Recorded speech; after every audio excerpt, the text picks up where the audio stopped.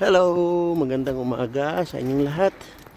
Kumusta po kayo? Araw ng Sabado ngayon at may pasok ako. Hinihingal ako kasi tumakbo at malapit na ang oras. Alas 7:15 na po dito, pero nakikita nyo madilim pa. So yun, samahan nyo ako ngayon sa pagpasok ko at maraming gawa. Araw-araw, pasok lang. Ayun, kumusta po? Sana naman ay lahat na dyan sa atin nakita ko sa TV na maraming nasalanta, lalo sa Batangas, parte ng Kabikulan. So, sana naman po ay nasa maayos kayong kalagayan. So, yun, sakay na ako ng bus. Maya na lang uli. Yan, nandito na po ako sa workshop at isimulan na ako magtrabaho. Ito po yung aking ginagawa. Ayan, kung nakikita nyo itong truck na to, napakaganda pero sakitin. Marami ng sakit. Ayan. Bali, ang sira nito ay magpapalit ng kimpin at brake pad. Ayan.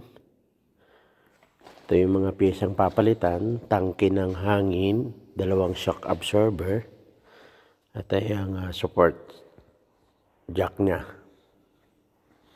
Ito. Tie rod bar. Ayan.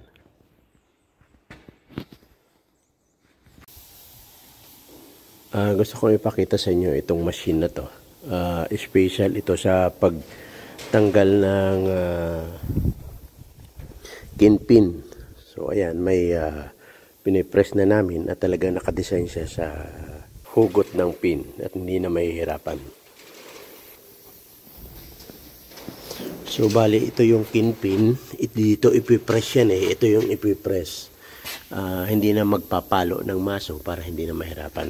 Hindi ko na lang pakikita sa inyo kasi naandito yung boss ko. So, ayan. Meron talagang special tools na pagtanggal. Ayan. So, ako lang yung nagtatrabaho dito. Kasama ko yung boss ko. Inalalaya niya ako. Ayun, malamig po.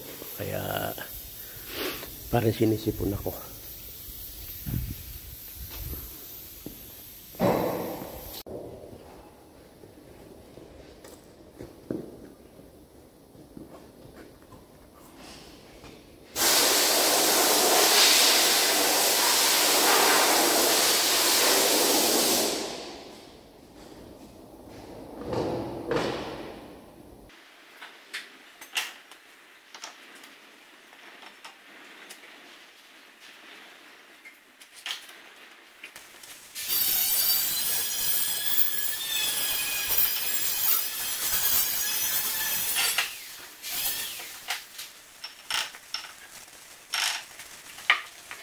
Bale, ito ay copper grease. Ito ay ginagamit para hindi kalawangin yung mga bagay na gumagalaw.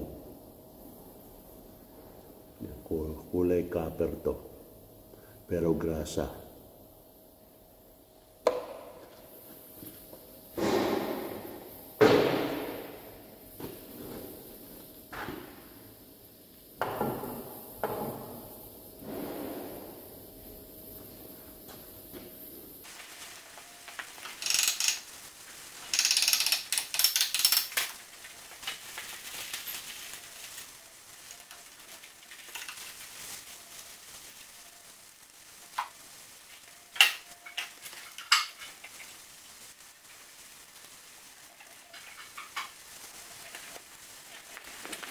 So ayan, natapos ko rin na palitan ng kinpin, brake pad at saka mga bushing nya.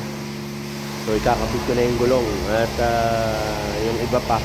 Kung nakikita nyo yung mga pyesa doon, yun ay ikakabit pa. So inuna muna itong mga preno at kinpin nya. Medyo matigas yung kinpin pero meron kami mga gamit talaga dito kompleto kaya hindi mahirap. So, pakikita ko sa iyo yung ginamit ko kanina. Hindi po pwedeng kuhanin ngayon dahil nung hinugot dahil makikita ng boss ko. Ito yung hydraulic jack namin na ipapasok doon mismo sa I-beam At gumagalaw to. Ayan. So, ayan o. Ayan, bumabaliktad yan. Special tools talaga yan para hindi mahirapan. So, yan yung ipipress niya. Ayan. The hydraulic yan. So, hanggang 100 PSI yung kaya niyang i-press. Ayan.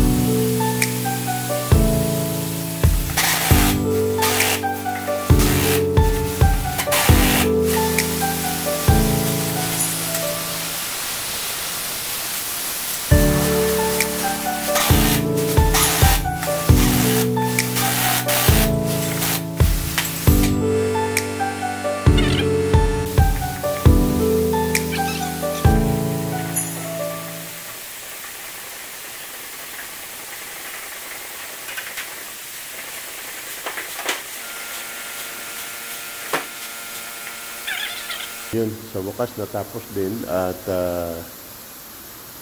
magpapahinga na ako at hanggang alas 4 lang po. Maraming salamat po sa pagtiyasaga ng panonood ng video ko at sana lagi po kayong nakasubaybay sa lahat ng mga videong i-upload ko. Muli po, maraming salamat sa inyo. Mabuhay po kayo.